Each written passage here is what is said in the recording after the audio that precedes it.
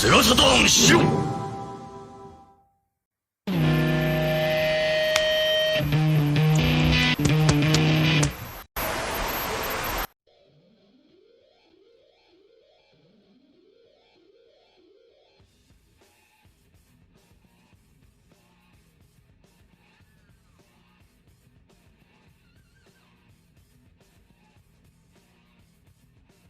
Yeah, we're delayed by a bit. Yeah. Okay, no, guys, I'm gonna do that again because it's just me forgetting to unmute the mics, which I said I wasn't gonna do. Thanks everybody for joining us. This is SaturnDave. I've already got my pre-game drink on, and cheers, Bob. We got Bob from RetroRGB joining us just to shoot the shit about Saturn, and we don't really have any plans for this show. There's no.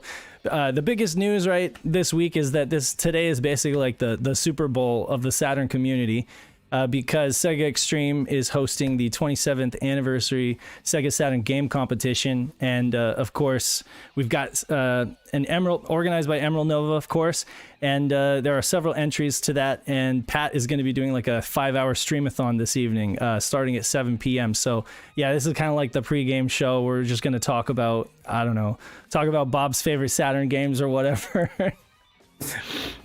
Well, I definitely want to talk about the competition a little bit too, because hopefully there's going to be a few people jumping on watching this that maybe, heard of you and seen all of your podcasts or a bunch of your podcasts, but aren't 100% on board or like up to date, I guess, not on board with this. So the celebration started in 2019, and it basically is a coding contest for people to make their own homebrew on the Saturn, right? Correct. Yes. And there's like no, you're not making everybody play in one box other than the Saturn. So it could be anything anybody wants as long as it's something coded from scratch on the Saturn, right? Correct. Yeah. Anybody, there's one category for original games. There's a category for patches and translations, and then there's a category for tools or utilities. And I apologize to anybody if the stream is kind of borked. I don't know. YouTube says I'm sending them more bits than it expects, but hopefully everybody's watching okay and everything's good.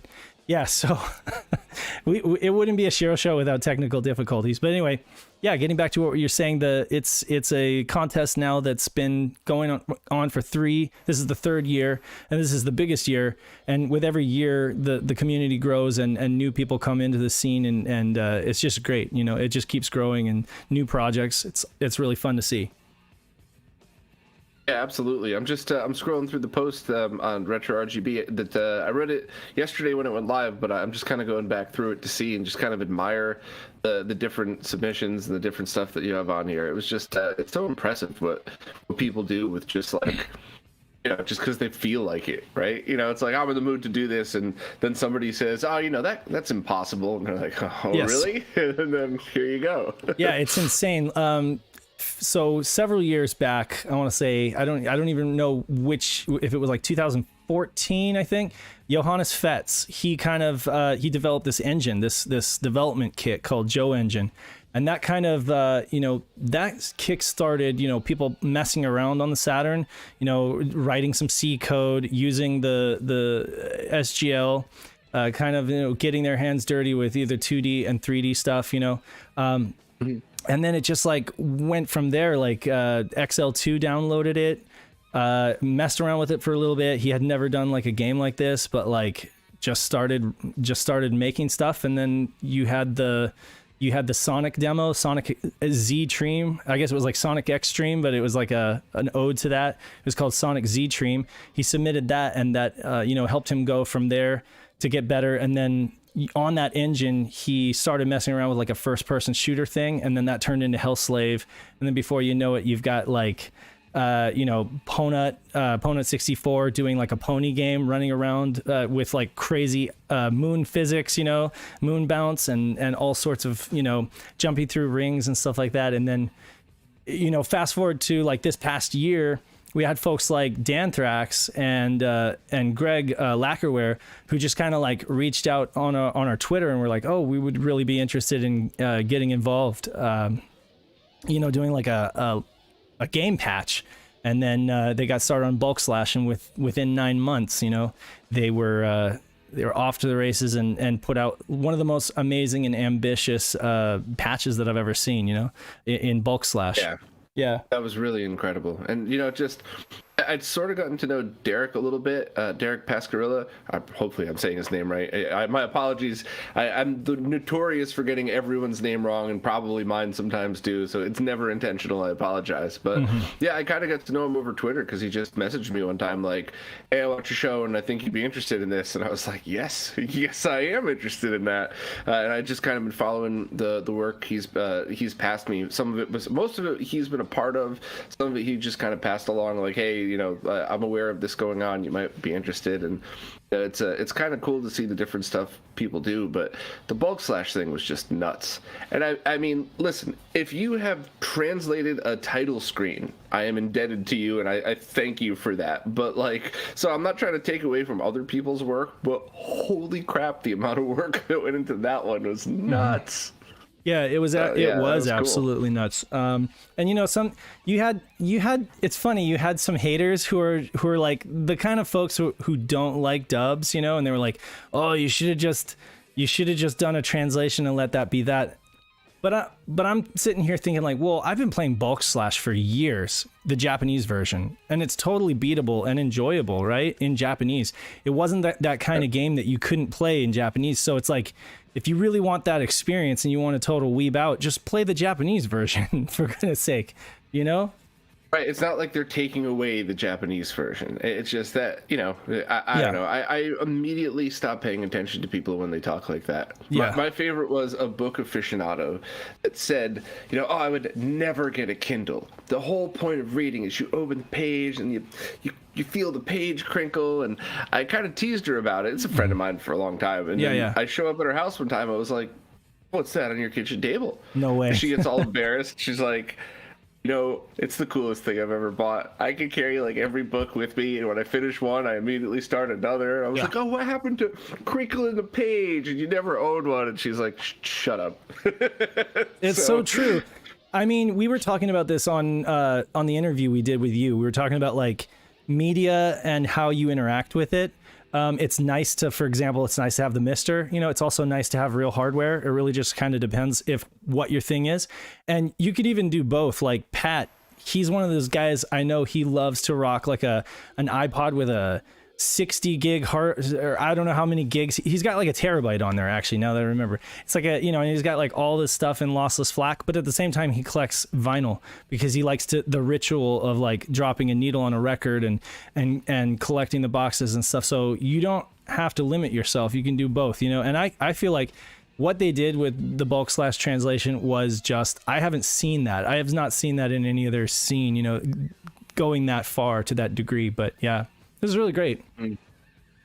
So I have to ask, like, what is your... Oh, sorry. I think you might be buffering a little bit. Let me see. For me. Yeah, okay, great. So what would you say your favorite translation or your favorite translated game has been? And it doesn't have to be a Saturn game. It could be like across any platform. I mean, hands down, I have one that stands above all of the rest, and it's the BS Zelda for SNES. Oh, yes. Where much like Bulk Slash, a bunch of voice actors got together. A couple of pro voice actors helped too, and they redid the whole thing. And you know, that's A Link to the Past is one of my favorite. You know, that and Super Metroid are my two favorite games of all time, and it's like, you know, just to have another way to experience that I never knew existed, and you know, to the people's point that didn't like translations, if the voice actors were terrible, it would have taken away from it. So I do actually agree there, but the voice actors were so good that it actually made the written text, like the text started to take away from it. Like, no, now you're supposed to get sucked in and you're supposed to listen to the voice narrating, and then that one really blew me away. I really appreciated the heck out of that one. But there's been a whole bunch that I've played over the years, and it just I liked them all so much in the moment, but none of them made such an impact on me because I didn't grow up with one game to have a completely different perspective on it 30 Yeah, 30 years later. So that's the Right. one. That's the real reason that one really sticks out. It's because I don't even think most people know what that is. I keep bugging a certain long-haired meathead to go and do a documentary about that. Who may or may not be a CDI fan. In a bathrobe? But, He's got to do it in a bathrobe. absolutely, but yeah, I really hope with respect to all of the amazing people out there, there's really only a handful that could pull off a documentary on that and get it right. I'm absolutely sure Pandemonium could, but it's not a Saturn game, so Right. clearly that's not happening. Oh, yeah. So yeah, I think it's Yahel that I really would love to see, to just dive in deep and go full OCD and really get the stories behind both of them, because a lot of people get confused. There were two. There were the one with the original Zelda that was very good, but the SNES one was with the voice actors and everything. Yeah, I absolutely love his videos. In fact, that's one of the reasons that I noticed Nick's videos in the first place, was that it was very reminiscent of Yahel. And like his catapult video that he did on the Netlinks, or not the Netlink stuff, but the X-Band stuff, one of my favorites. Yeah. I absolutely love that. Yeah. I've watched it a couple times, and his attention to detail and research is excellent. It's like second to none. So I really love it. Yeah, that video stands out, and I mean this with all of, I love, we like teasing each other a lot. I mean this seriously, but I also mean this with all the respect in the world to him. I'm not sure if he'll ever be able to beat that one, only because the people that he interviewed in that were all so freaking likable. It's like what are the chances of you finding like 10 incredibly likable people and mixing it with a really interesting and passionate story? Like, it's going to be hard to top that one, not because of his skills as a documentarian, but only because like those were some awesome interviews. Like when they were blowing stuff up in the parking lot, like all those great stories where it's just like, man, that was really cool. That was worth watching.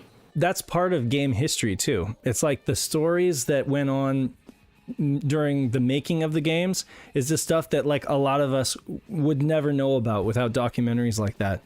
And it's like, if that stuff is lost to time, I think it would be a shame. Like, I think that's just as important as collecting all of the like physical ephemera, getting those stories down. Like Nick did this story with Mike Tolman of about the virtual racing game, and just all the little tidbits that he gives you that really flesh out the development of that game and give me a greater appreciation for the game in general, So yeah, I love that kind of stuff. Yeah, absolutely. Cool. It's funny too, though, because like those,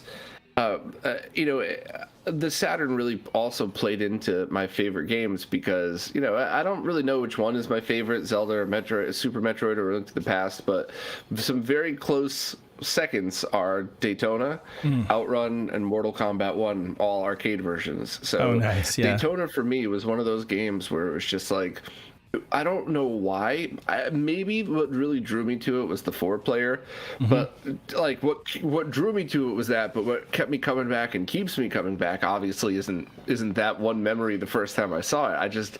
I think it's so much fun of a racing game, and it's the perfect combination of incredibly simple to figure out, but really hard to time, especially in the beginner track, timing that one sharp left-hand jump and riding behind other cars so that you get their drift, so you get an extra 2 miles an hour or whatever was programmed in. So I think for me, that was the Saturn for me. It was just like, I saw this amazing looking console with a halo and a light shining on it with the thought of playing Daytona just like in the arcade. So yeah, that for me was what really always wanted to draw me to the system. And then of course I found a lot of other stuff, and even now through following all of you, I've found games that I'm embarrassed to say I've never played, because when I hear you all talk about them, it seems like everybody knows about these but me. Like, I still haven't played Dragonforce.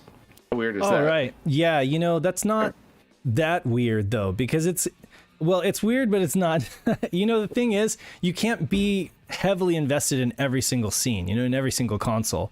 I've had my head stuck so far in Saturn for a long time that it's like, I don't really know a whole lot of what's going on in like the GameCube scene, for example. Like, I know the games are stupid expensive. I know that there's a lot of disc rot going on. I know that there's some absolutely phenomenal GameCube games, because I used to collect for GameCube and stuff like that, but I've just fallen off of it. So, because when you get collecting for an expensive system, you kind of go whole hog there, and you're not able to really pay attention, especially if you become a content creator in a specific scene.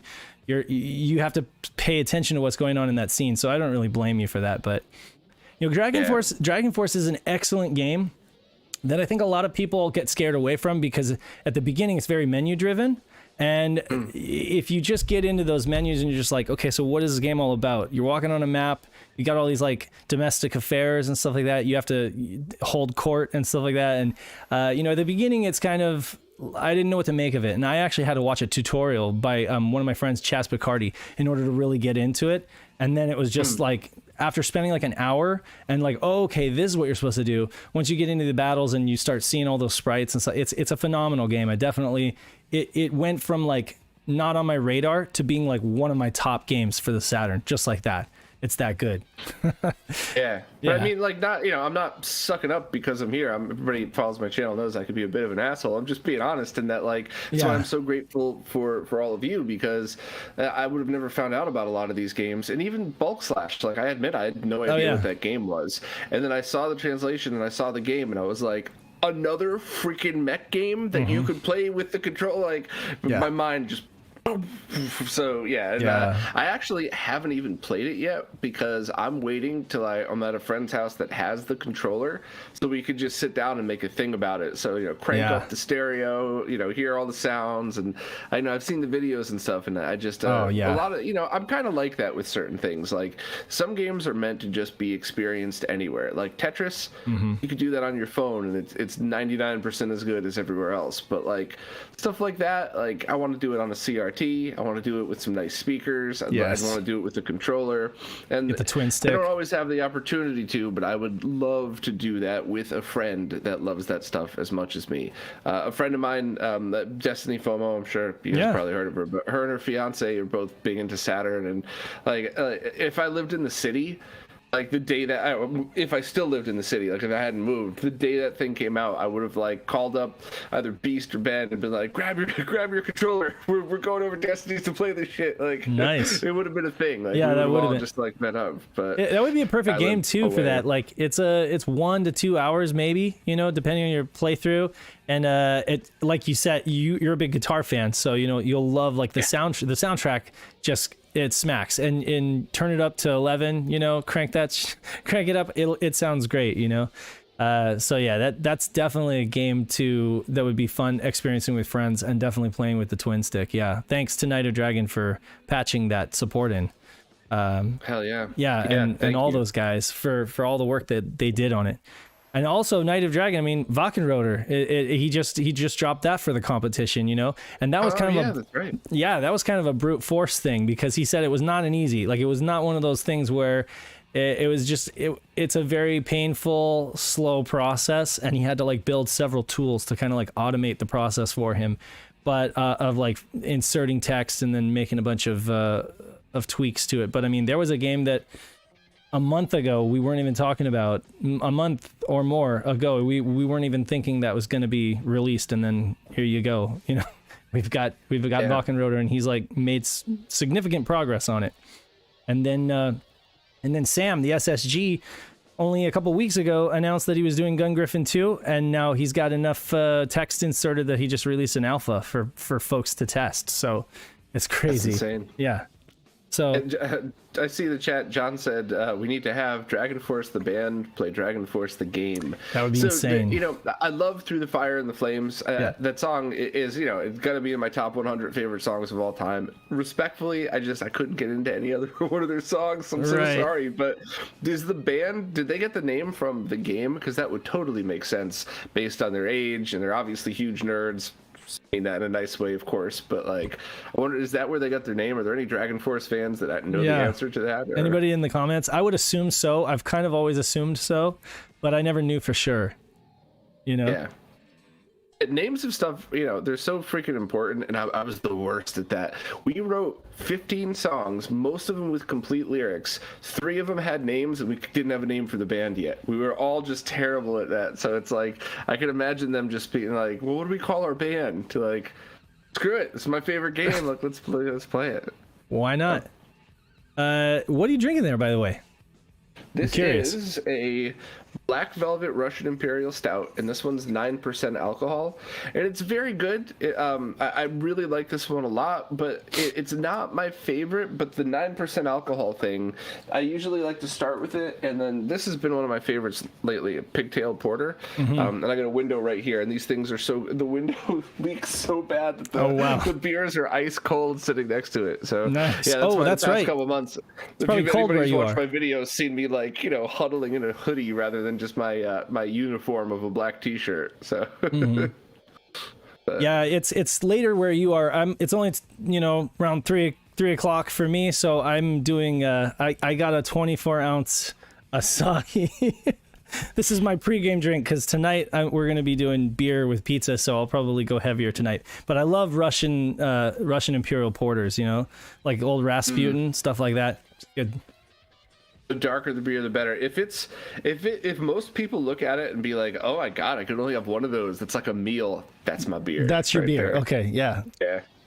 Yeah, no, those It's are funny. These those are things sneak incredible. up on you though too. Like you'll have like 4 or 5 or 6 of them, and like anybody that's used to having like 4 or 5, 6 lagers over the course of the night. I don't mean like in an hour, but like you get done, you're burpy, you're gassy and farty the next day, but like that's it. But these don't feel as bubbly. But then like you go home, you go to bed, and all of a sudden it's like the worst acid reflux on the planet. It's like, where did that come from? It's the sugar that kills me. Beer. I love those heavy beers, but the sugar, especially if I drink late at night, it's like, oh yeah, it'll wreck me. And I'm not like diabetic or anything like that, but I think I'm probably borderline. It's just like you get too much of that sugar in your body, and it's probably worse than like the hangover itself. Yeah, it's funny. The last time I had a physical, my doctor did my numbers, and he's like, "You're not pre-diabetic." Like, he looked at me like he looked at you like he was surprised. You wearing 5 or 6 shirts there, buddy? This doesn't really matter. Yeah. Yeah. Man, okay, so I guess we need to talk more about the competition because, like I said, we haven't really had any new news posted to our page since last show, and mostly we just been focusing on Pat and I focusing on getting our scores, getting our ranks in for the games. So for everybody that's watching, I do want to remind you guys that Pat will be going live tonight at 7 p.m. Pacific. That's 10 p.m. Eastern, with a 5-hour stream of the just going through all of the competition entries. And before that, if that's too late for you, at 6 p.m. Murder of Crows, Murder of Crows is actually going to be streaming to the SHIRO channel, doing a rundown of Malenko's 6-man scramble wrestling. So if you like Fire Pro 6-man scramble and you want to know all about like what went into like making that a great translation, everything, Kay is going to break that down for you at 6 p.m. Pacific. So that would be 9 p.m. Eastern. And then of course Pat will be going all night. Basically, he's going to be going 5 hours on Red Bull. So good luck, Pat. Jeez. Yeah, good luck, Pat. He's going to have all the developers. I was ever on was 6 hours, but it was during the day, so it was totally different. I'm sure he'll have folks hopping in and out, helping him finish, helping him get through it. But yeah, so last year he did it, and it was amazing. And we ended up saving the VOD for everybody to enjoy, and that way you could just listen to the VOD at work and just hear all basically like developer interviews, basically talking about everything that went into making a game or making a patch, what kind of struggles, what kind of obstacles they had to face.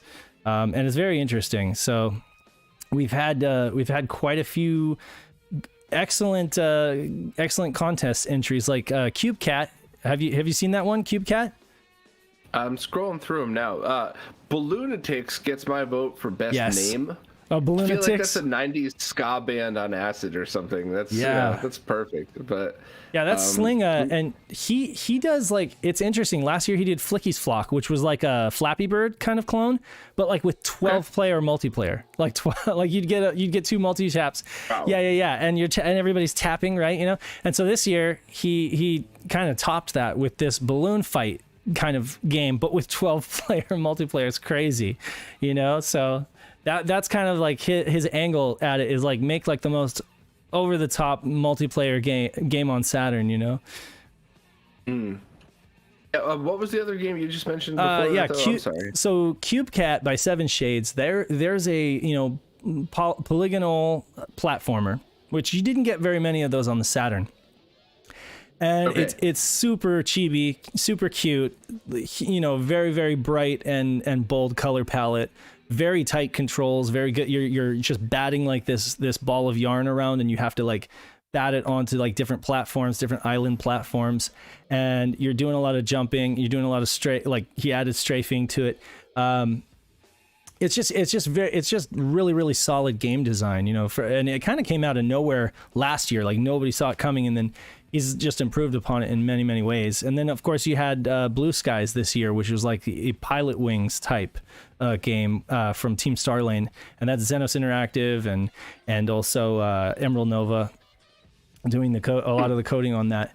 And so that's like a flight simulator game, but with like really, really cool, kind of jazzy music, think like Windows 95 kind of, it's what else? Let's see. There's also an art game. There's like a Mario Paint style game called Sardist, which is like Saturn Artist, That's a lot of fun. That was a lot of fun to play with. And I'm going off of memory right now because I don't actually have the article pulled Chris up. Mingle, a Mall Santa dating sim. Yes. So I'm assuming that's bouncing off the culture of like the Sakura Wars dating sim type games, right?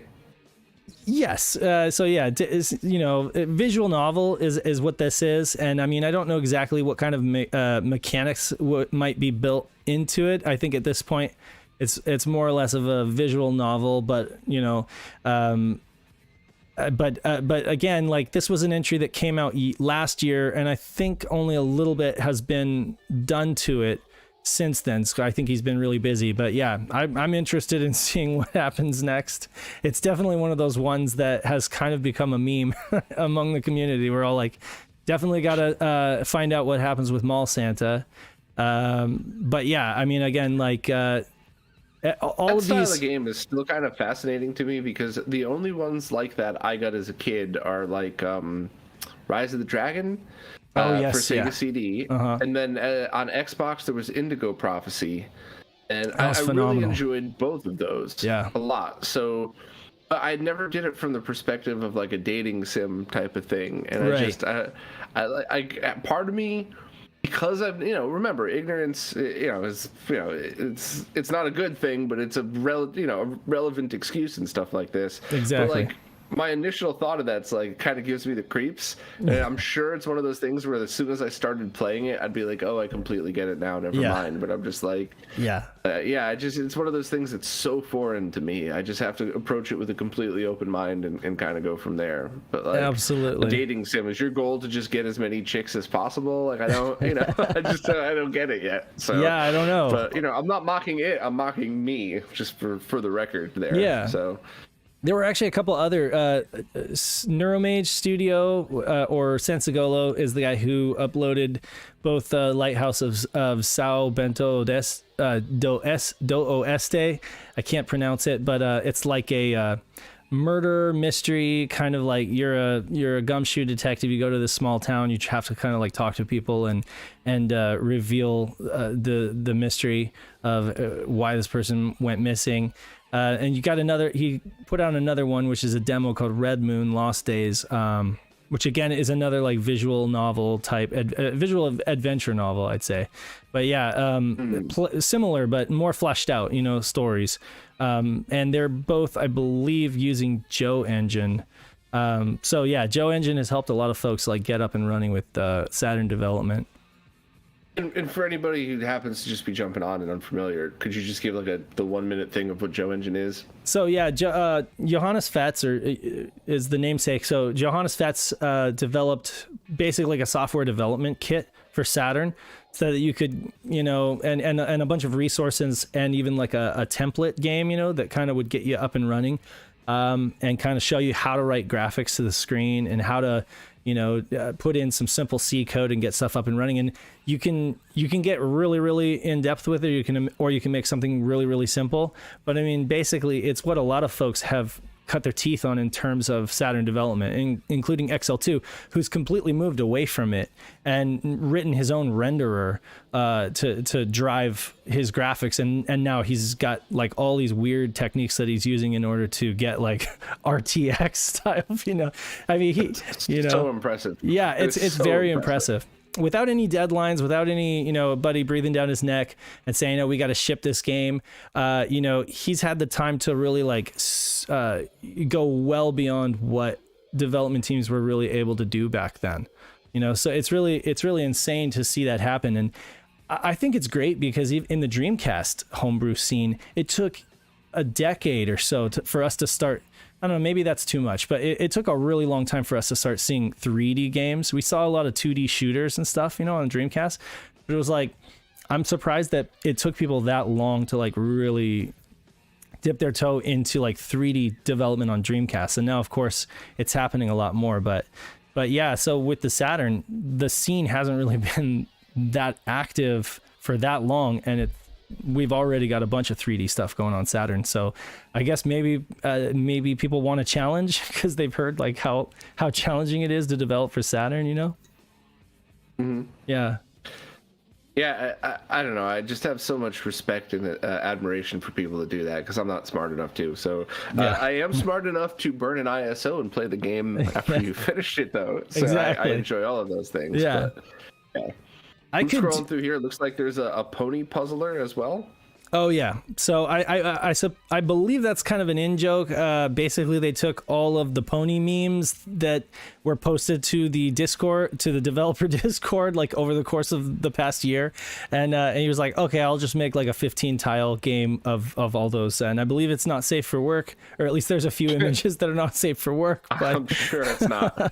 But you get the idea, And absolutely. Yeah, absolutely. There's, of course, I'd be remiss if I didn't mention Night of Dragons Patcher. One of the great things that he has made is a patcher that is literally like drag and drop, easy to use, and should be the de facto patcher moving forward. Of course, it does take some cooperation from developers, but it just makes things so much easier to patch games. And to add all of the extra, region changing the region and making there are several other, I'm drawing a blank right now, but there are several other features that it has in addition to just being able to rip a disk and create the image with the patch.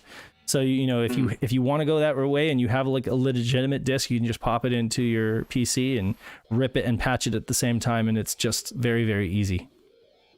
Yeah, I'm also scrolling through your post again here, and a cloth demo just caught my eye because stuff like this is like, and once again, I mean this with all the love and respect in the world. So if somebody's listening, please don't take this the wrong way. But something like this could very easily be passed over if it wasn't for a competition like this.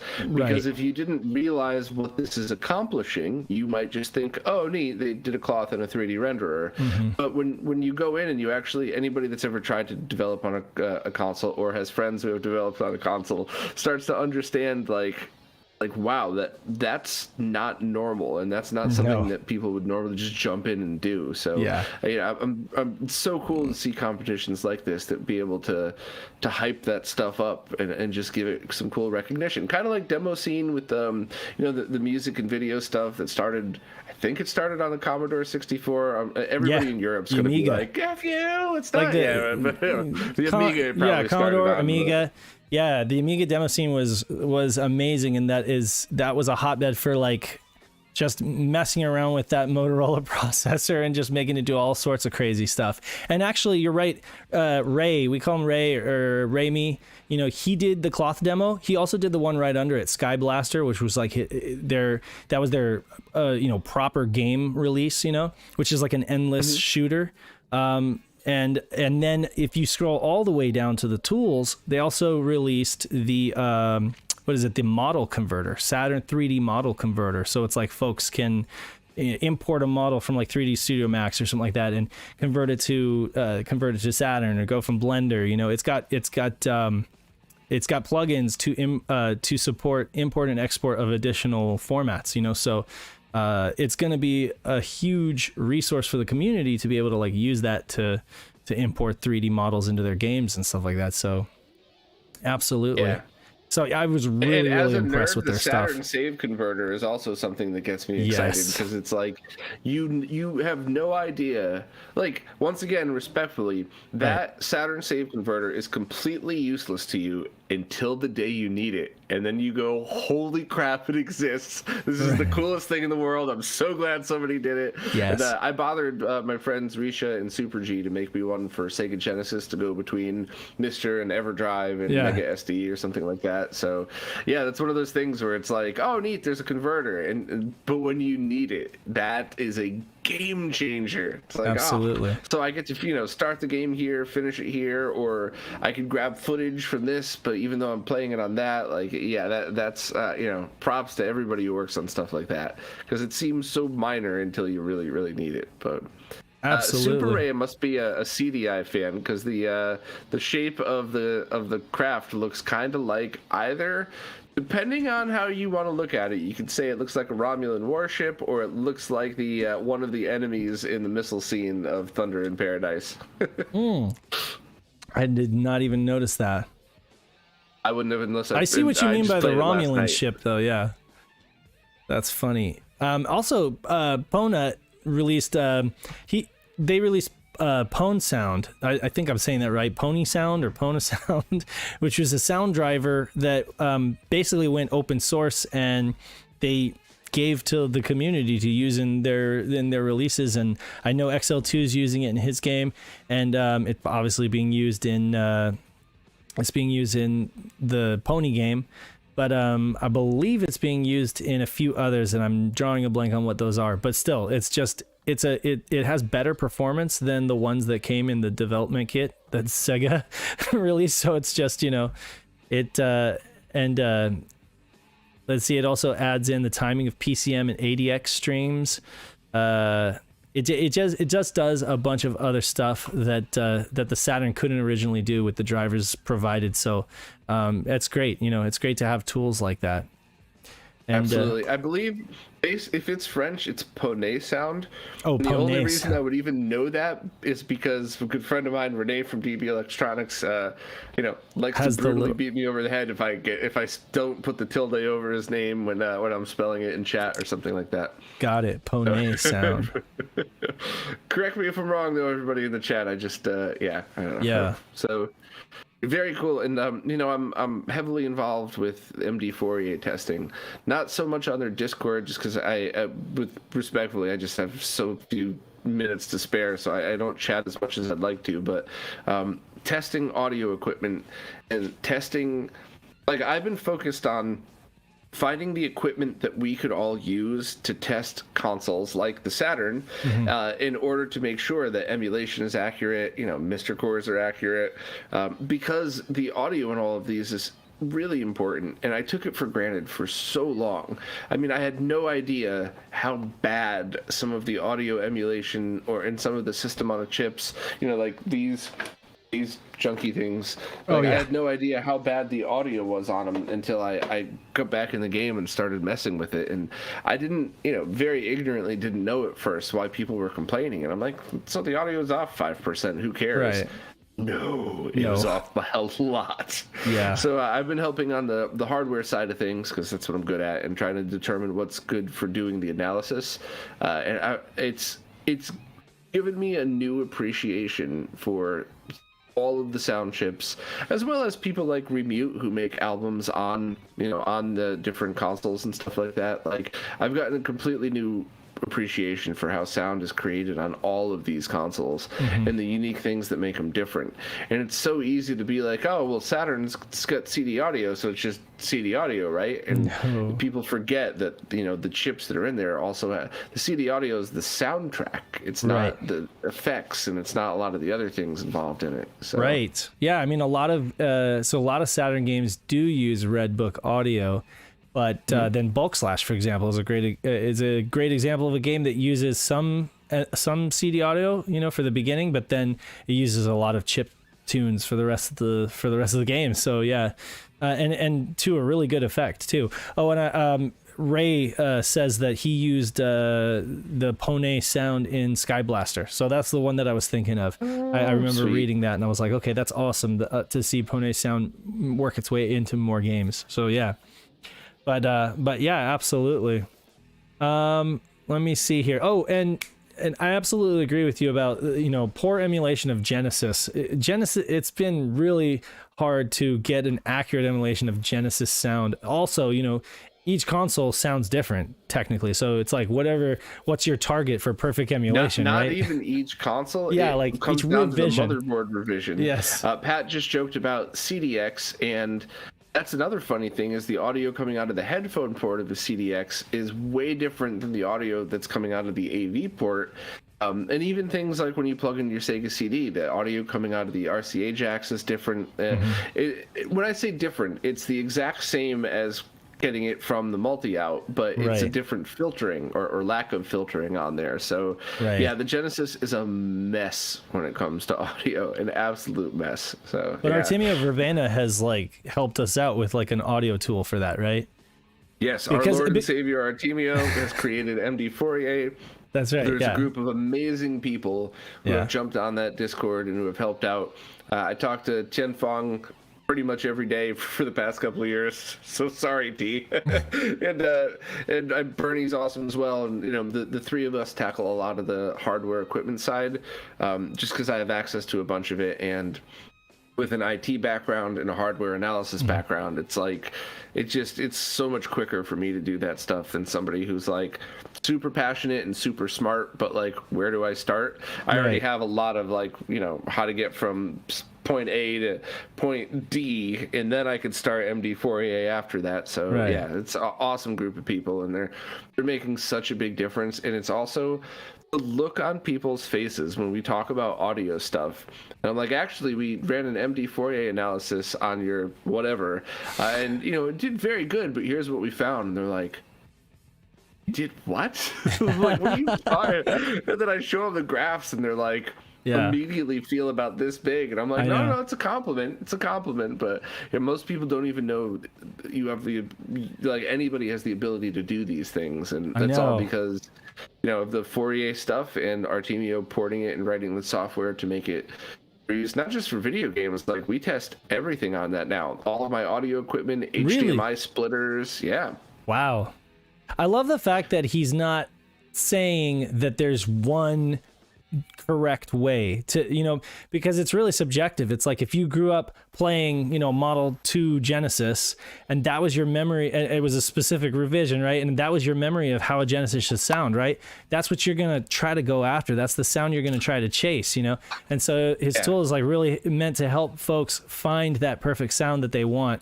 And everybody's gonna have a different, hopefully you didn't grow up playing those cheap Genesis console on a chip. I know. But yeah, Artemio was the one that taught me what's the best. Well, what's the best for you? Right. And what's the best for your setup, and what's the best for your budget, and what exactly are you looking to accomplish? Are you looking to chase the exact experience as a kid? Are you looking to chase the the most accurate, or do you want a more he's so articulate when he speaks. I was just he's not an old man, but he's exactly sometimes when he gets in his groove, when Grandpa tells a great story and everybody just sits with their legs crossed and listen. When Artemio hits a spot, everybody just shuts the F up and listens and okay, what else do you have to say?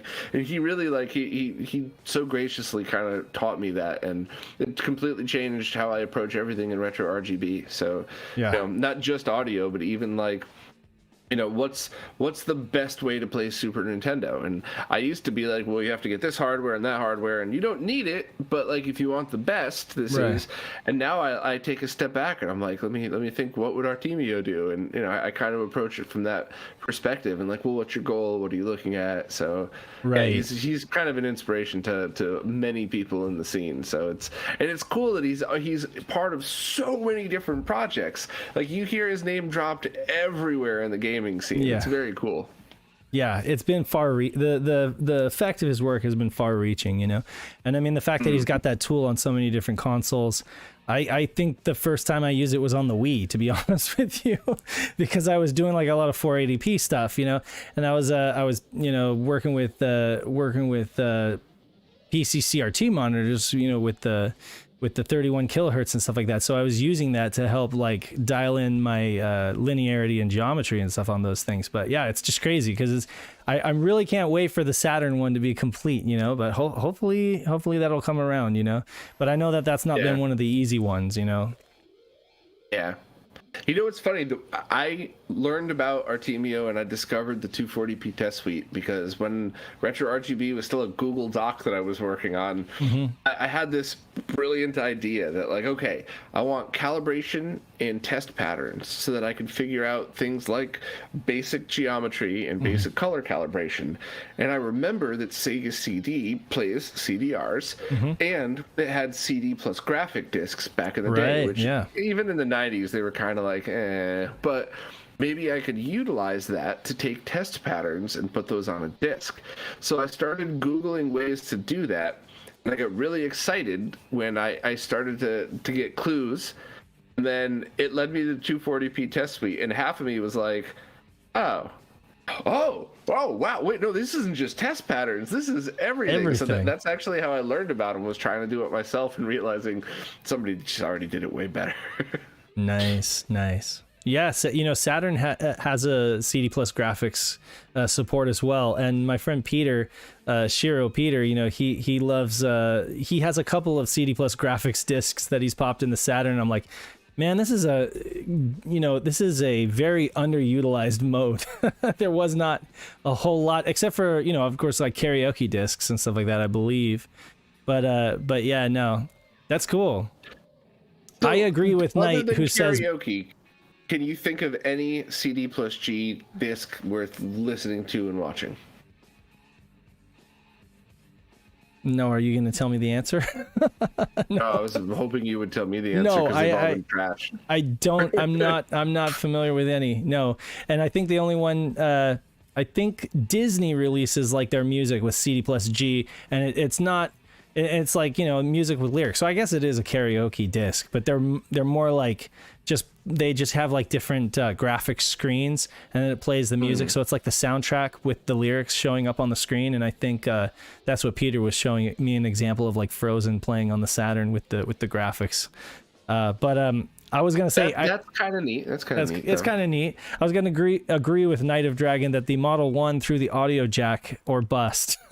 That's got to be the high definition graphics, though. You know, that's the one I have. But yeah, I know this is a Saturn stream, but just a very quick thing. If anybody was really curious, Model 2 and 3, or the very last revision of the Model 1 actually had like a Model 2 board in it.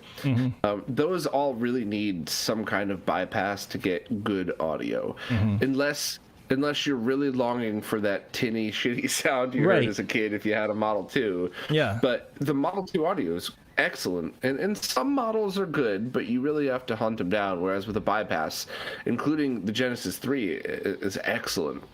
The Model 1s, other than the very last VA7 motherboard, all sound perfect without any mod whatsoever.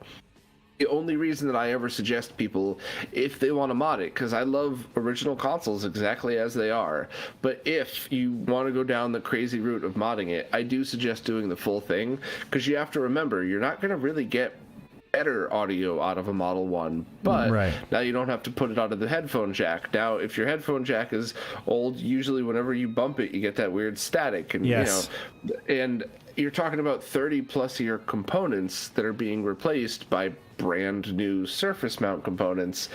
And you also have to remember that when all of these companies made their consoles, they used components that were like 5 to 20% tolerant, depending on what the component is, because it was the right thing to do. If you lost $1 to $2 a unit on 20 million units, that's an insane amount of money lost for a difference that most people could not care about. Yeah. But when you're talking about a bypass board, if that board's $3 more because you used better components, you're not going to care at all. And so it's just one of those things where you don't ever need to bypass the audio on the Model 1, but if you do, it's going to last longer. You might get a little less of a hum, a little less of a ground plane noise on there. Yeah. And that's kind of why I'm like, if you're going to do a triple bypass on a Model 1, it's a complicated install. So just do the audio too, because it'll get, you'll just get some more longevity out of it. And you might get an improvement, but it's more likely just less hum or buzz or anything like that. But just plug in a Model 1 headphone port, turn it all the way up, and then back it off a hair, and then put the headphone jack into something that's 99.9% as good as you could imagine, and still have a real analog sound to it.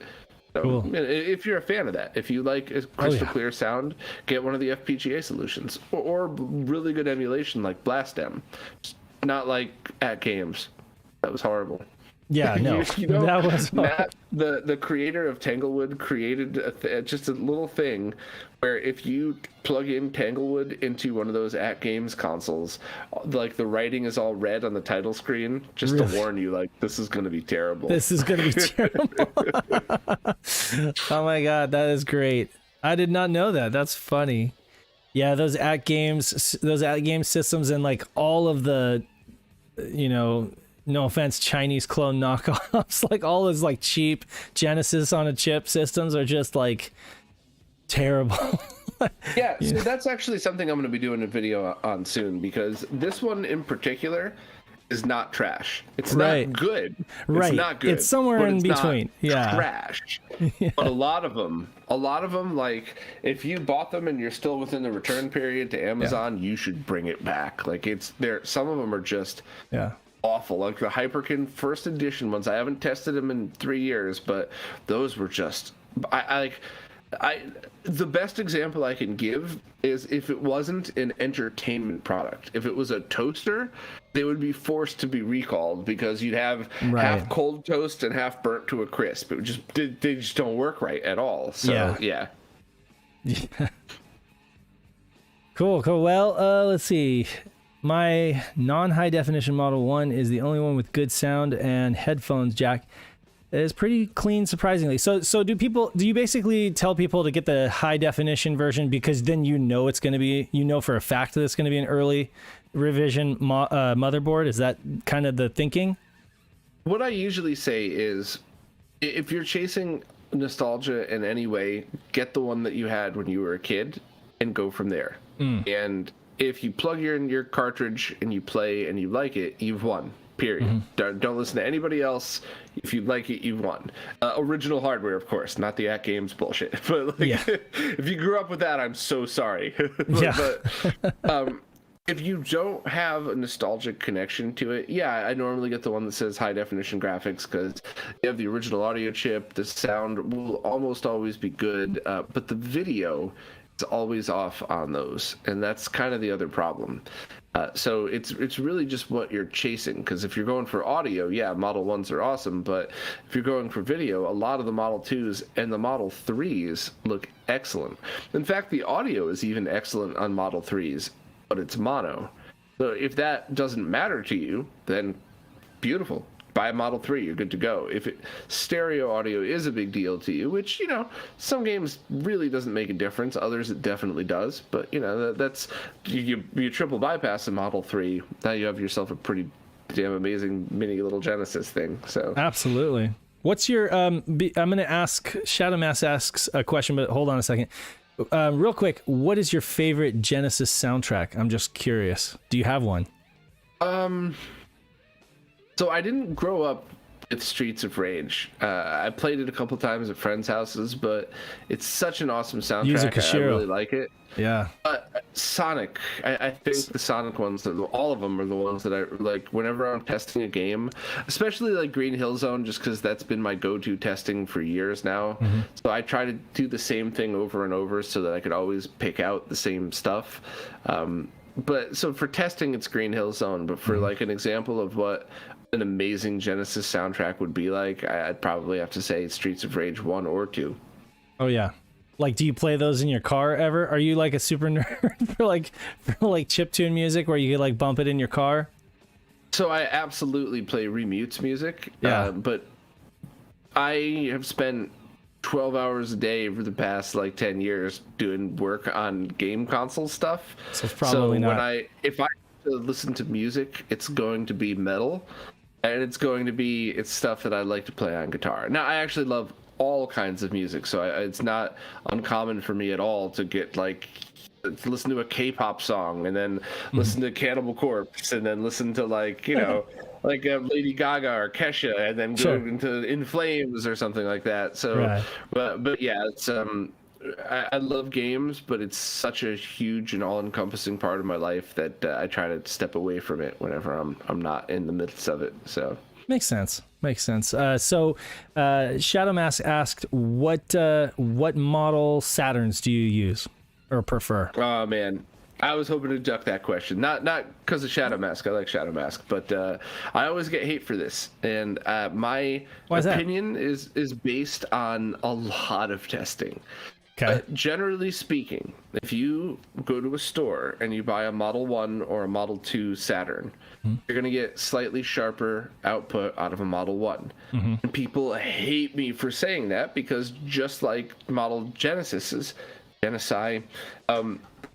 it's the board revision that matters. Model 1 versus Model 2 actually doesn't matter at all, except you have more likely of a chance of getting a board revision that has slightly sharper video output if you buy a Model 1 than you would a Model 2. So for me personally, and I like the way the Model 1 looks, and I don't know why. It's not better, it's just my personal preference. It's slightly sharper, and I would agree with you. But I'd also say anecdotally, because I have a few Saturns, that Model 2s are a little more robust, or they last longer in terms of components and the laser mech. But again, that's anecdotal because I would have to have like 1,000 Saturns to really have a good sample size to say. It's just my personal experience. I've had better luck with Model 2s in terms of longevity. But Model 1, I definitely know what you mean about the image quality. So I've been less vocal about that because when it comes to Super Nintendo and Genesis, there's probably maybe 20 people in the world that have tested more than me. But when it comes to Saturn, there's like 100 people that have done more in depth with more of them coming in front of them. Like I probably had 100 Super Nintendos and at least all models combined, 100 Genesis consoles come through me for testing since I started RetroRGB. I probably had 25 Saturns, but I also talk to people every day who use the same test equipment, who use the same test procedures, and they all have confirmed that it's much easier to just be like, all right, let me grab that Model 1 and hope it's sharper, and it usually is. So I should probably say for those listening, disclaimer, there really is no such thing as a Model 1 or a Model 2. When we say Model 1 or Model 2, we are talking about the chassis. We're talking about the shell. Case. Now there were so many different board revisions, right? That when I say Model 2s have better longevity, what I'm saying is the majority of board revisions that went into that chassis, I've had better luck with, right? But really, there's like, there are a ridiculous amount of models out there. So it is kind of silly to say Model 1 and Model 2 because, you know, which board revision are we talking about? You know, that's the thing too. There were more than a few Model 1 board revisions. So, you know, that's the thing. A Murder of Crows, Kay, he gets really mad when I say Model 1 or Model 2. And I just remembered I needed to let people know that technically it's more complicated than that. But definitely, like you said, like I was saying with the high definition graphics Genesis, if you have a high definition graphics Genesis, you know you have a very early motherboard, right? So you can pretty unless somebody did a case swap, but right, exactly. So it's kind of like a general. It's like a very general way to judge something. It's not scientific unless you open it up and see what you actually have. Yeah. So. But anyway, I felt like that needed to be said. Otherwise, somebody in the comments will be like, "Well, actually." And I'm glad you said it. And all the trolls over the years, if they had said, "Hey, Model 1 and Model 2 is a shell, not a motherboard," my response would be, "You're 100% right." But it's just something to visualize because you know it's hard to tell people. You have to completely disassemble a Saturn to figure that out. Right. And some of the Saturn motherboard revisions are on the bottom of the board, so you gotta flip it over and all that. So yeah, but that's not usually the trolling. It's usually Bob's a liar, there's no difference. It's like all right, whatever. You can go jump off the ice wall then, you weird flat earther. But so but I mean, not all Model 1s are awesome. If you ever see the ones with the power supplies bolted to the case, you open one of those up and it's like, man, like Sega really sucked sometimes. Yes. Like, how did they? It must have been like, okay, well, we're running out of stock, and we have 5,000 in the warehouse. So Jimmy, Billy, and Johnny, go glue some shit together and get them out the door. Like, you know. Yes. Yeah, it's weird to see some of the stuff they've done over the years. The entire Master System motherboard, the NTSC version, is a conundrum. Like, because I am not a board designer, and I am not that smart. And even I'm doing an analysis on it, like, they ran the trace under the chip? Like, what are you kidding? This is why people use shielded cables, so that you keep the trace away from the chip. Like, I know. Yeah, so, I know. Oh, yeah. There's like some of those Saturn power supplies too, and there's just like a tiny little piece of plastic between it and the motherboard, you know. And the Model 1s, when you take them apart, some of them you just have to be very careful because the power switch and everything has its own little daughter board, you know, and it's got like the cables you could just rip.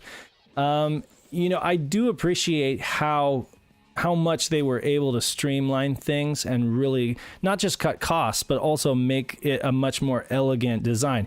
That if they could have just, you know, spent a little bit more time on it to begin with, you know, and waited, you know, then, you know, things would have been a little bit different. But definitely each model kind of has its own charm. And I have a handful of Saturns, and they're all different board revisions. So yeah. Peter Gaio said it's because Bob likes the giant Model 1 controller. I do. I like them both, but like nothing wrong with sometimes like I just, you know, I got big fat hands. I probably should be a bassist. I don't know why. I like rhythm better than lead anyway, but you know, I'm a guitarist either way. But yeah, I like I like them both, but very often I'll go to the Model 1. And Sega RetroView. Yeah, RetroView. I'm so sorry. I know I murdered that one. Was talking about. I just lost my place. Maybe the beer's kicking in. Their high Navi Saturn still works fine, despite being the only Saturn that doesn't output RGB.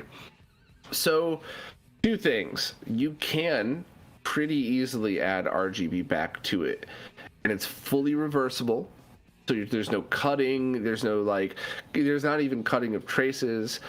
But I wouldn't have said this 5 years ago, but after seeing all the amazing things that I've seen, I just have a new appreciation for those rare and weird models of consoles and just loving them for exactly what they are. But that's only my stupid opinion. So if you want to add RGB back to that, I'm sure we could figure that out pretty easily. So Pat wants to know if you think the OSSC Pro is a RetroTink killer. So, my answer is going to sound like all PC and bullshit, but it's actually my very honest opinion is that there is no killer anymore. Of it. Yeah, exactly. The original RetroTink 2X didn't have a comb filter, went to 480p, and you could very easily say that the RetroTink 5X is the original 2X killer. And that's totally fair, but and Mike Chi might even agree, the creator of both of those. Right. But the reason I don't agree is because the original is still a line doubler with zero lag that does exactly what it was designed to do. Right. So the OSSC Pro is the same thing in that it's adding more things and more options and different ways of doing it. But the original OSSC isn't any less awesome. It's still a zero lag line doubler. Right. And if your TV is compatible with it, then or capture card, because a lot of capture cards aren't, then it's cool. But I gotta say, I've tested all of them but the Morph. I think the Morph is still in very prototypey phase. But the Tink 5X is amazing. The OSSC is amazing. The OSSC Pro, I've never seen analog video look that good. And when I say that, I'm not shitting on the RetroTink 5X. Remember, I do this for a living. My eyes are built to analyze this stuff. Right. But it is pretty good for that. But what I'm really wondering is, you know, I'm actually glad it was delayed, because I don't know if anybody saw today, it was announced that it's on hold indefinitely. It will come out, but they're just waiting for the part shortage to end, and the part shortage is real. There was a whole bunch of comments that the part shortage isn't real. I don't. Yeah. Once again, go jump off the ice wall. But My wife is an electrical engineer. She can tell you it's definitely real. She's had to like substitute so many different parts. yes, Yeah. I could personally tell you 5 different projects that were going to be released last year that might not ever be because of that. But but you know, I'm kind of glad because they would have sold a lot less quantity. People would have been really pissed because they wouldn't have been able to get one, and it would have been way more expensive. But also, this gives Marcus time to go back and to do the firmware the way he wants without a deadline. So the hardware is done, the base firmware is done. If anybody bought it in its current form, they'd be like, this is really awesome. But when you have the RetroTink 5X and the Morph and even the the Mister out there, you gotta have more than this is awesome. Like, if you want to make a difference, you have to go, well, what are the other two don't do, or what could I do better? And you know, Marcus is a really smart guy and a very cool guy too. I really enjoyed hanging out with him. So it's like, you know, I'm kind of glad it got delayed, because when it gets released, I guarantee you there's going to be people that go, oh, for me, the Tink 5X is the only one. Oh, for me and my setup, the Morph is the best thing I could ever imagine. Oh, for the things that I'm going to be connecting, the OSSC Pro is the best thing I could do. And and I love that. I love that because, you know, there's always going to be competition, whether you like it or not. But I love it when the competition is a bunch of really good people, all working to do the same, but in their own way. So that it's not, no one's cloning each other, no one's copying each other. You know, I think honestly, you have to say, for those that don't even want to get too technical and they're really going off of like what's available, you really can't go that wrong. Like, they're excellent products. You're going to be happy, you know. So it's like we're talking about those people who are like really anal over like tiny differences. But I mean, I think for most people who might just be, I just want my console to look good on my new flat panel, you know, and I just want to be able to see something that's close to what I saw when I was a kid, you know, and be able to enjoy these games with zero lag, or as close as you can get to zero lag. I think most people are going to be fine with either option, you know. RetroTink definitely hits me as kind of like being a more mass market. It has more mass appeal. Like OSSC is definitely like a, you know, it seems like its pedigree is based on like folks in the forums and stuff like that, and folks who are like really dialed into this stuff. Whereas like RetroTink, Mike's made it like very accessible, very open to, you know, being a product available for purchase by even folks who don't want to get that technical into it. You know, they're just like, well, it's available. I'd love to pick one up, you know, and it makes a huge difference. You can still buy the Tink 5X, plug in your console and turn it on, and never be touch blown the away. remote. And be blown away. Yeah. And never have to worry about any of that stuff. Like, it's still something that you could do. And if you're the type of person that's annoyed with tinkering, you could only go into the menu if you have a problem.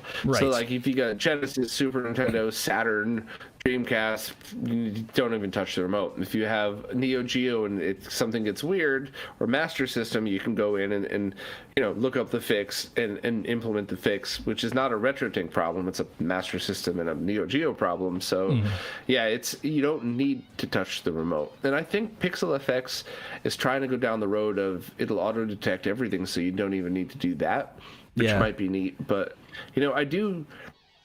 A large part of me really thinks, like, and I could be wrong, but I think the OSSC Pro should be catered to those incredibly smart eye for detail forum people as a tool, and you know, price it accordingly. But like, maybe that is the device that's designed for the developers, or for the ultra crazy streamers. And you know, I got a friend. We joked, but like, somebody had just set up an arcade machine, it just rebuilt it, and he walks in and they had the color bars up, and he's like, green's off by 4%, and everybody burst out laughing. They thought he was just busting balls, and they threw it on the scope, and green was off by 4%. They're like, what the hell?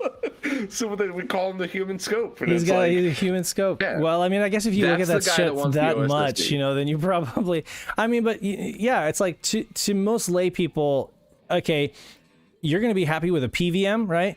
You're going to be happy with a BVM. You might even be happy with a medical grade monitor, right? But I mean, the amount of quality between these things can really only be appreciated by somebody who's like been looking at all this stuff for a long time and really knows like, okay, like the different line count and stuff like that. But I mean, your average PVM is still way better than any consumer grade set, right? So it's like for most people, I think, it's just one of the, for most people, I would just say get what's available.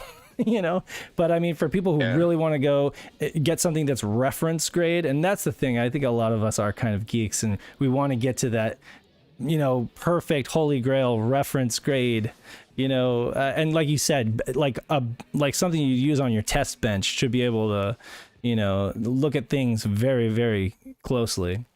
But yeah. So for years, the choices were the least worst, really. Yeah. Because there were some good choices, but they were super expensive. So, or they weren't compatible with everything. So, but nowadays, there's really, as long as you don't buy garbage like the level height cables, and I'm looking in the chat, I'm so sorry, I'll get to that in a second, but as long as you don't do that, you're winning. Any of the TIG products, anything branded OSSC, anything from Pixel FX, the crew from Pixel FX is just as nuts as we are. They're not going to release something that isn't awesome. It's not who they are. But what's odd about the level height product is most of the companies selling those very crappy, console to HDMI adapters are rebranding the exact same thing. And some of them go in and take the time to change the boot screen to their own logo. Right. So you would think, okay, there's still room for tweaking. Whatever Young is his name. Whatever Young from Level Hike did, not only did he add his name to it, Level Hike, but there is more lag than any of the other one of those console cables. It's like 5 to 7 frames of lag or something like that. It was horrendous. And the left and right audio were switched on the one that I was sent. And I was like, and they use composite video sync on consoles that I mean, it's just so, and using composite video sync is not a problem, but just shield that one line. Nope. That's why you get the weird diagonal bars over it. I mean, and they were the same company that did the Warrior 64 that I like. All right, let me try to politically correct this one. So I messaged them and said, hey, this thing looks awesome, but you got to get a bunch of things right, otherwise you're basically going to be stealing people's money. A bunch of people are here to help. There's some open source designs that are out. Yes. Would you like it? And they basically were like, well, it's already in development. We could send you one. And then I'm like, okay, but here's what I'm going to test it. Here's how I'm going to test it. Ghosted me. And then Metal Jesus, shout out, was like, hey, I got one of these pieces of crap. You want to test it? I was like, oh, yes, sir, I do. So he tested it, and they sent it to another reviewer, and we're like, I don't know if it was the reviewer's idea. Young from Level Hike does not, I don't know them, but they don't really strike me as the type to do this. But the reviewer was like, Bob was lying. This thing is perfect. Bob was looking at a pre-production unit and everything else. So I was like, all right, man. You want to play this game? And I tore that sucker apart. I showed why it didn't work, how it could have been better, all the mistakes they made, how you could fix it yourself. And then I followed up and had a bunch of people test their production versions, and it was all the same. And Level Hike follows me and likes a lot of my posts on Twitter. Yeah, that's so weird. That's so weird too. You're like, what is going on there? I give I give a composite cable better scores than level than a Level Hike. Here's the thing. I shake my head to search for a use case for Level Hike, and I'm thinking, okay, I have a couple. You want a cheap 20? You're in a hotel room with a panel that does not have any other inputs except for HDMI, and you need the absolute cheapest thing to display Saturn. I don't know, because you want to make sure that it's not broken or something. I don't know, because other than that, you're killing the game, you're killing the experience, and I hate being a gatekeeper, okay? I love saying people enjoy things the way you want to do it, right? But if it comes at the expense of the game experience, I have to be honest with you and tell you what you're playing is not the original game. That's not how it played. So don't judge that game harshly based on the fact that there's so much lag, or based on the fact that the sound is off. That's your hardware there, not the game, And so that's the thing that bugs me. What bugs me is that they market it as a great solution for gaming. Yeah.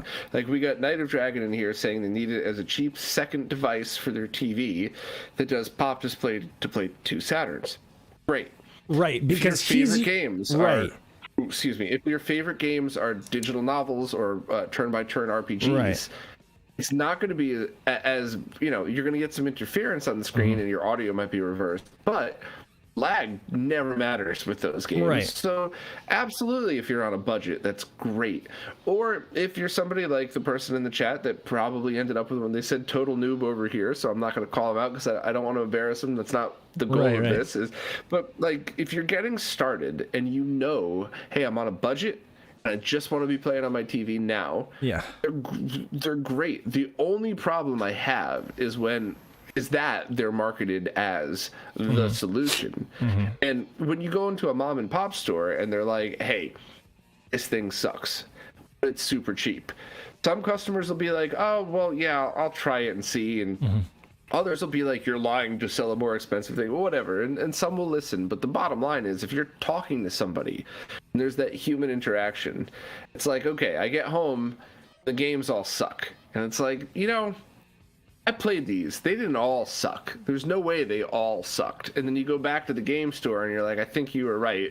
Yeah. What's next? And then it's like, grab a tank, grab one of these, grab a CRT off the side of the road for free, like whatever, right? Yeah. So that's the problem with these, you know, these online marketing is, how would anybody know they were bad unless somebody told them? That's the thing is it's like most gamers are not like us. Most gamers are not as plugged into like all this stuff. Most gamers are coming to it, maybe they haven't even messed around with these consoles for a long time, and they're just like, I need a very cheap and easily available entry point, you know. And that's probably the only thing the only good thing, no offense, that I can say about the level hike is that it's kind of like you said, a gateway drug. Because before the level hike, we had level hike before level hike. It was called this little Chinese black SCART to HDMI converter. That's basically what it was, a very, very cheap and also equally crappy SCART to HDMI converters. And that's kind of how I got in with the Saturn, originally trying to get the Saturn to HDMI with RGB. And, you know, so many steps later, and now, you know, I've gone way, way down the rabbit hole. But I mean, you know, I guess you could say that was my entry point, you know? Yeah, and, you know, my problem... my problem's with the people, not the hardware, I guess, because I did a video called "The Worst Scaler in Retro Gaming" about that SCART to HDMI device, but I labeled it that just to draw the line immediately, like, here's what you're getting into. But I also spent like half of that video showing everybody a bunch of really good things that you could use it for. Right. And it was designed for like DVD players and VCRs, which it does an amazing job on for the price. For that money, like if you really have an old RGB SCART DVD player or VCR or something, it's awesome. Right. It's just not for games. So I blame the reviewers that were too dumb to just look up what the thing was used for and do anything with lag. But it's the you know, the level hike cables, right? And I keep using them as an example just because we talked about it in the chat. But it's just one name, Blaze, right? Level hike's not the problem. There is one company that started all of this, and what is it? One of these days the truth will come out. I don't know. Oh, okay. I'm not allowed to tell the proof, so I'll wait till that person wants to expose that. There was a scandal or something, but like those cables are marketed as for retro consoles, right? So once again, the cable it uses a chip meant for TV signals. Yeah. So like, you know, turn-by-turn RPGs, maybe FMV games would probably be fine, but not for gaming. That's kind of the thing. Yeah.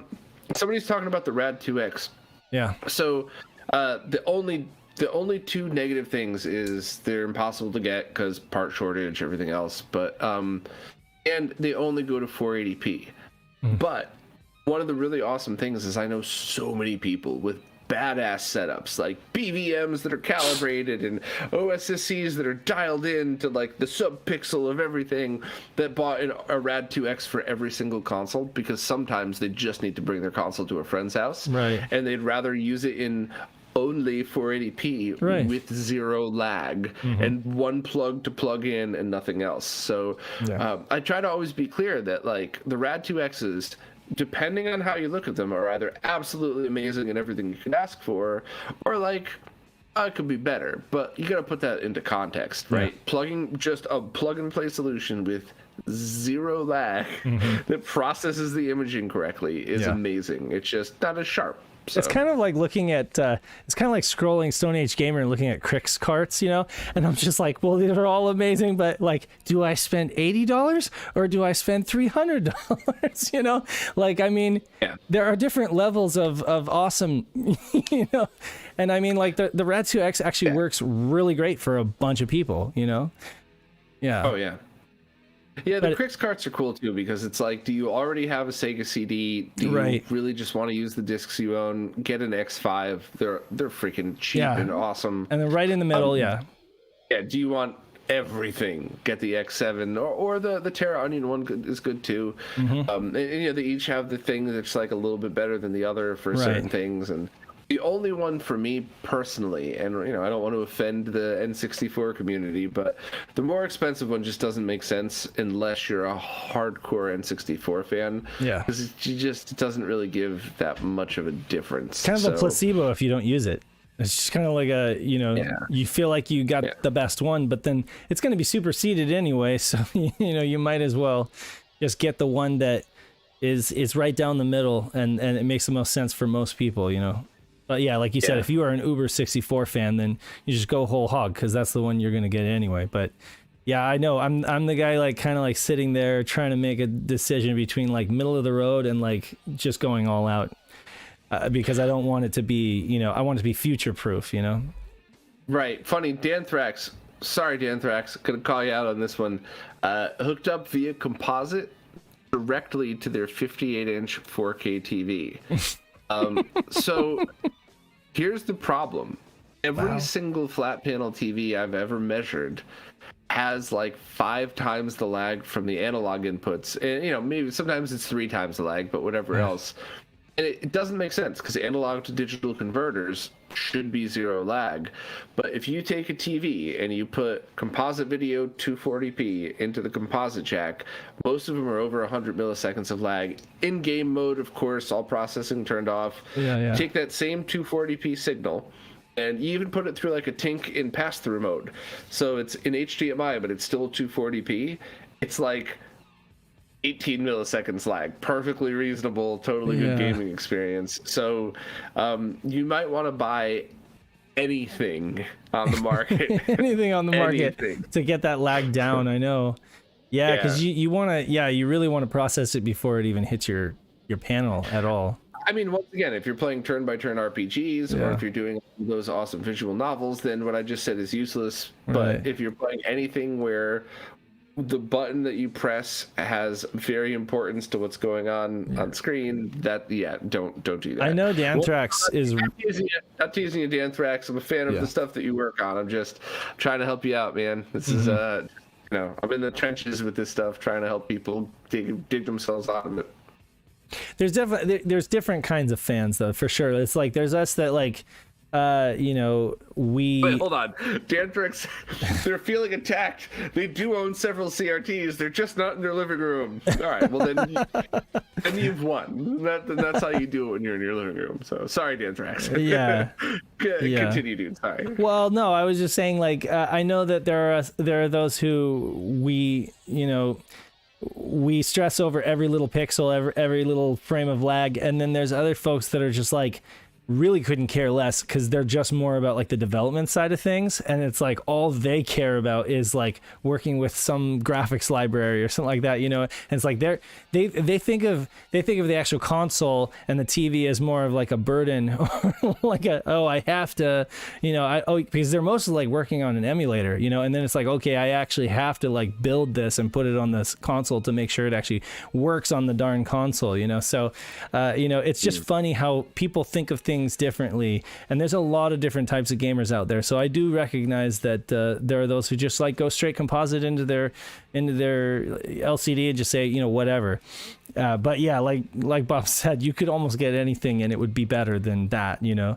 And that's the thing is, it's the ignorance, and I don't mean that in a bad way. The whole ignorance is bliss kind of thing. It's like, if you don't know, you won't really know until you see what's better, and then your mind will be blown. You'll be like, oh my god, this whole time it could have been looking like that, you know, which is I will say, those level height cables, for people who don't know and they see them the first time, they see the RGB, you know, and they are like, wow, I've never seen Saturn look so good in terms of the colors, you know, because RGB is RGB. On the title screen, they look beautiful. Yes, on the title screen, exactly, you know, but that's where, and I think that some people they're like, okay, that's cool, and I mean, if they're already used to the lag of a LCD with composite, then, you know, maybe they don't notice, but yeah. You know whose fault this honestly is, and I'm not kidding at all? Okay, whose? TV manufacturers. Oh, yeah. Because if you think about it, what devices would continue to be supported when VCRs and DVD players start to get phased out? Video games. Video games, yeah. So why does nobody not know that? Why does nobody pay attention to that? And that's, you know, a lot of my friends have reached out to, you know, and reached out in the right ways to these companies, and they don't ever get responses. And right. It's just the weirdest thing in the world. You know, if any, especially if a company like LG that makes those amazing OLEDs, if they ever advertised a retro gaming compatible TV, do you have any idea how many they would sell? Right. They would even sell them to people who like the idea of maybe getting into retro gaming and never freaking do. Like, right. they would absolutely. They could tack on an extra $200 to the same damn TV, and it doesn't cost anything too. That's the other part. That's why Micomsoft and the FrameMeister was so important for its time, you know, because it was pretty much the only company that was paying attention to the gamers, you know, and you know, there were several devices, like Fudo would point out, that could handle 240p correctly, but then again, with varying results, you know. Micomsoft was really like game focused because it's a Japanese company, and they had a pedigree of, you know, creating game peripherals and stuff like that. So it was like they really had that focus to begin with. Now, fast forward several years, and we got like Mike Chi, we got the OSSC, you know, Marcus, and now there's these game focused devices that really hone in on. And they'd probably be terrible for video. You know, it'd be terrible for, you know, DVDs, but they're great for, you know, that like sharp scaling versus smooth scaling and all that stuff. Absolutely. All right, so look, 9% alcohol just hit me like a 9-year-old. So we need to wrap this stream. Let's take some questions from the chat. Oh yeah, and I will be right back. Let's get some questions. And large man, little bladder. Be right back. Large man, little bladder. Yeah, actually, we are over time for the stream anyway, so we'll go ahead and field some questions. Then we'll wrap it up. I just want to remind everybody while Bob's gone to the bathroom that Kay, A Murder of Crows, will be streaming Malenko's Fire Pro S 6-man scramble at 6 p.m. Pacific. That's 9 p.m. Eastern, and he'll be going through just everything there is to know about like what made that patch and what made it great, you know, from last time and everything like that. And then you'll have Pat doing the streamathon tonight for 5 hours. He's starting at 7 p.m. Pacific, 10 p.m. Eastern, and going, you know, 5 hours, or I guess whenever it stops, whenever they're done, you know. He's going to have several of the developers in the homebrew community on with him, talking about, you know, patches, original games, and everything like that. So Night of Dragon asks 10. So as my understanding, it was 7 p.m. Pacific. No. It wasn't a question. Oh, okay. All right. 10 till when? I gotcha. Okay.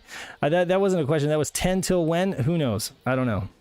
Anyway, so just join Pat at 7 p.m. Pacific, and he'll be doing the Super Bowl Streamathon, Super Saturn Bowl Streamathon, or whatever you want to call it.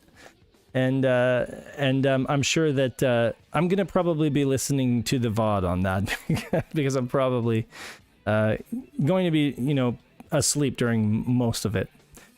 But anyway, you know, kudos to Pat for taking that bullet. And he did an amazing job last year, and I think he's going to do an amazing job this year as well. We got Bob back. Sorry, large man, small bladder. Everybody's always made fun of me for that, but I deserve it. I get it. I'm actually holding mine right now. So yeah, we were just reminding folks to tune in at 7 p.m. for the streamathon. Pat's going to be playing a load of original games from the community and patches. And I'm not sure which ones he's going to start on first. It'll probably depend on what developers are in the chat at the time. But anyway, You guys, Well, look, I don't mean to be disrespectful, but there are 40 people watching, and only 20 likes. I know, right? Fans. Come on, everybody step up. I actually forget it all the time on all of my friends. If it wasn't for somebody who mentioned that before, I would have never mentioned it. So yeah, I don't know if the likes actually do anything, but hey, let's throw up a thumbs up. Absolutely. And, yeah, like the stream, share it out, and that can help. And I definitely, let's field a few more questions and then let's wrap this, because we're actually like over time for a normal SHIRO show, but it's totally fine. Yeah, we usually go an hour, but since I had you on and we were having a good conversation, I didn't want to end it. But we do really naturally. So. No, yeah, absolutely. That's why I was just like, we're just gonna keep going. But yeah, let's answer a few more questions, and then I'm going to go ahead and thank our Patreon supporters and roll credits. Okay, well, Ray wants to know if there's anything cheap or reasonable for 720p for Saturn to HDMI. Not really. So you can get 480p from a Rad 2X, and depending on your model Saturn, you might need to like break the tab and use a USB power. There's a couple that have weird power issues with the multi-out. But it's zero lag and it looks totally fine. The other thing that you could do is just get you could get one of the an OSSC. You can get them used for pretty cheap, but the only thing I would suggest is either buy them used and hope that you get a good one, or buy it direct from Video Game Perfection, because there's a bunch of OSSC clones. I hate to say clone because it is an open project, but they're very low quality, and a lot of people have had trouble. They can't update them. They just break after a week or something. So, I really am. I'm working with a whole bunch of people, and I'm trying to get devices out that are exactly what you're looking for, but it's a trade-off. Do you want zero lag and process totally fine, but 480p, or do you want 1080p, but you got to spend a little bit more money? But you could use one of those scalers with multiple consoles. So it actually, if you bought a RetroTank 5X, even the $300 one, and you had 10 consoles to connect, that's actually much cheaper than buying a cable for every one of them. So yeah, NeoZ brings up the GBS. I know those were like decent. Decent, I think is a fair word. Here's the thing. GBS control is freaking awesome, but there's a but. If you could mod, then holy crap, what a cheap and amazing solution. Yeah, there's some interference because it keeps everything in the analog realm and you got to go to digital, but there's no lag. There's so many freaking features on it. Rama did a brilliant job, but if you can't mod, that's the issue. You gotta find somebody that can do it for you, and all of the really good ones out there are always sold out because they go so quickly. And that's the only reason I don't say that first for people on a budget. And it's not the hardest thing in the world to work on, but if you've never soldered anything before, it's like that would be a nightmare. It would be, you'd have to do it 3 times before you got it right, and it's just one of those things. Or you could get lucky, I guess. But I think of that as like the $20. I think those is like the go-to for like arcade operators that are trying to like slam those into a cab with an LCD. But then why would you do that as an arcade operator? Yeah, it's basically anybody that's worked with Arduino and can solder will take one of those and go. I've heard a lot of people call it the OSSC killer, which is definitely wrong. But if you take price into consideration, $30 if you can solder it yourself versus anything over 30. It's like, I totally understand it. And holy crap, if you're going to a VGA monitor like how you do it, going through a GBSC is like it's all in the analog domain anyway. So it's but then you've got the cost of the monitor. So consider that, But I mean, if you can find a good, like, I don't know, 19-inch CRT or dare I say 22-inch, but if you can find like a good 19-inch PC CRT, there you go. And for cheap, I don't know, somebody might not know what they have. We're getting on into that area where it's like, forget it about PVMs or BVMs. Everybody's going to have their asking price, but with PC CRTs, it's like people are kind of coming around. But it just depends on what city you live in, and whether you're on Craigslist or OfferUp or something. You might find somebody getting rid of one. Maybe a hospital, maybe a private electronic sector where they're just upgrading everything to LCDs, and they might be getting rid of one. I would just say, keep your ear to the ground and just see what you can find. But yeah. But overall, honestly, though, if somebody is on a budget getting into this, and you could solder GBS #1, if you can't, just seriously consider any CRT at all. Yes, If you live in yes. a big city, if you're in the middle of Manhattan, you're stuck with, you can't use RF. It's unusable. Right. But even slightly out in the burbs like I am now, RF looks exactly like composite. If you're in the middle of a big city, get at least composite, but you could still find them free everywhere. Just don't pay attention to the scumbags selling, the basic ass TV for retro gaming, $300. Like, yeah, You should search TV, not CRT. A lot of folks that don't know what they have, they're not going to use the word CRT. They're going to use TV or old tube TV, and just put a minus and game or gaming, because you don't want those folks who are just like, this is a gaming TV, it's $250, Right. You can get a good Sony Trinitron still, and the thing is, it doesn't have to be a Trinitron, it could be a Tau, it could be a D series, but the point is, you can get a nice like 20-inch or 32-inch gaming, sorry, not gaming TV, but CRT with S video, and you'll love it. Like, you get a Saturn S video cable, you do S video or even component, you're going to love it, and you're going to get a lot more quality than what you would have to shell out for in order to get that kind of quality on a flat panel, So that's the thing, And the speakers in a lot of those TVs are actually pretty good too. Absolutely. And, as long as you have the room, and remember, 13-inch TVs, this big. Yeah. Respectfully, it's probably going to look better through composite than 480p on a 4K flat panel, maybe even 720. Yeah. Depending on what, if you have a really cheap LCD like the one I use in all my videos, just to prove how you can make a cheap LCD look decent, but a cheap ghosting LCD versus even in 1080p versus a basic ass CRT and composite, right, CRT wins. Yeah. Hey, I just want to chime in real quick. Sorry. Oh, hey, Pat. Hey, I just want to chime in real quick about the CRT stuff. If you're looking for good, trying to find good deals on like CRTs and PVMs, go to there's some states have post-production, like lists of post-production studios and e-cycling. Just send out mass emails, and usually some of them will reply. They'll have some, and they won't. So I've gotten about 3 or 4 PVMs doing that, and it's been pretty decently priced.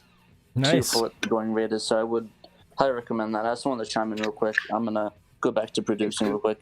Okay, well, that's a good tip. Yeah, you could go knocking. The one thing I just wanted to address to Genki Droid. Sorry, Genki Droid. Okay, said, what about like a Bang & Olufsen MX 4002? Some TVs past a certain point weren't just basic 15 kilohertz TVs. Right. So any 100 kilohertz, any HD ED CRT, TVs. Yeah, those are all hit or miss. Right. I have one sitting right there that is 0 lag. It does 240p wrong. That just means from PS2 and Dreamcast on, it's in GameCube, it's amazing. But that depends on the TV. You have to test it to make sure. Yeah. So that could be a ridiculous, holy crap, amazing TV, or it could be only good for PS2 or only good for Dreamcast, or you got to test it. So if it can accept 480p or higher, you just got to be careful. Yeah, a lot of those Vegas with component inputs, the later Sony Vegas, especially the widescreen ones, had processing built in, and it wasn't very good. It was like early processing. 2 to 3 frames of lag, and everything was scaled to 1080i. Yes. And if you think about it from the time, that means it takes every 480i TV broadcast and every 480i DVD and scales it to 1080i. That's amazing and brilliant, and holy crap, that's great. But in the context of video games, it's like, well, that's terrible. I know. Unless you're playing PS2, and then it's probably fine. So it would be a great PS2 TV, like Gran Turismo 4 and 1080i, or any 480p title, force 480p on that, because it could do it over component. You'd have something that looks really nice, but yeah, it handles the 240p games pretty bad. It's almost, and it's a shame too, because it's a tube CRT, but the result is still the same. It's just going on a flat panel. Yeah, absolutely. I mean, to be honest, at the end of the day, the only CRT I would tell you not to buy is one with burn-in or is one that's so dim that you can barely see it and you can't, and the brightness is already up. Every other one of them will have a use, and if it's the only thing available to you, grab it and work from there. So yeah. It tends to be, if you're looking at CRTs, even late Sony's, if you find a 4x3, it usually is, 240, handles 240p just right. If you find anything that's like 16:9, usually that was like when they started adding, the deinterlacing and the scaling and stuff like that. Yeah, I mean, last night I played Thunder in Paradise on a 13-inch Toshiba CRT. It was just a basic consumer TV, one of the ones with the DVD player built in, and it looked amazing. Yeah. The composite video blended that low-quality FMV together to just make it look neat. It looked like an over-the-air broadcast. It was awesome. So. Another thing I will say, though, is that if you do have a TV like that, a lot of those late Sony CRTs did have HDMI inputs. And DVD, because of all the newer scalers that are coming out, DVD edges are getting cheaper. In fact, I think Kay is trying to offload his. He's trying to sell his. They just don't go for what they used to. And DVD edge originally came out as a solution to, deinterlacing and scaling DVDs, to make them look good for like the newer flat panels and stuff. And it does handle 240p correctly. So you can get something like that for relatively cheap and plug that into one of those later CRTs. There's a lot of stuff you can do, but I mean, nowadays it's just easier to go get like a Rad 2X, because you'd still be looking good with 240p, or sorry, 480p. Yeah, 480p. Line doubles too. James Oliver said the AV5 and some early Avant models can play Philips CDI games, and some of them have a VCR built in. Wow. Yeah, all right. I'm sorry, we need to just hold the freak up for a minute. So there's a CRT that has a VCR built in and a DVD player that could also play CDI games. If you Hell from Wrestling with Gaming doesn't have one of these, the world is going to end. The world's going to end. He's got to get one of those. Yeah, he's got to get one so he can make a documentary on it. Or do a stream in a bathroom. Oh, yeah. Oh, we're doing it. Yeah, if there's anything I could tell you to watch of mine, which is funny because I make $0 off of any of it, just go to my Twitter account and look for, it's hashtag CDI Exterminator, like Exterminator, EX Terminator. Yeah. That video that Yahel and I did with Ronnie and Kendall, my friend on drums, a ridiculously good drummer, and my buddy Mark from Answer Infinity mixed it. Like, that's my favorite thing I've ever done, because we took the Terminator soundtrack and we somehow made it about being angry at this Philips CDI, and we got Jimmy Hoppa in there doing the voice of Arnold Schwarzenegger and some badass metal version of the Terminator theme song. Yeah, I don't know. It's my favorite thing I've ever done. So yeah, definitely go check that out, because I'm oddly a fan of the CDI for whatever reason. So yeah, cool. Well, we got to wrap. We actually do have to wrap on this stream because I gotta jump. But I do want to thank all of our $10 Patreon supporters. I want to thank Blue Moon 95, Tanuki Trev, Shadow Mask. Thank you, man. Derek, A Team, Super Dimension Century Orgus, and Ian Keg. Thank you all for supporting us at the $10 level. We really appreciate you guys. And thank you to all of our other Patreon supporters. Your names show up in the credits, but if you guys want to be shouted on the show, then you can always support us at the $10 level, and we'll shout you on the show. We really appreciate everyone who even gives $1. It means a lot to us. It helps us support the podcast. It helps us host the website. It helps us do all this awesome stuff, and we really appreciate you guys. Thanks, Bob, for giving us your time. I know you're super busy, and you kind of pack your schedule. I want to thank your Patreon supporters for a moment as well, because honestly, the supporting at the lowest level makes a difference. So thank you, because I want to see SHIRO continue. I want to see all the cool stuff they do. Yes. And there's going to come a point where that's not going to happen without you. So thank you to all of you.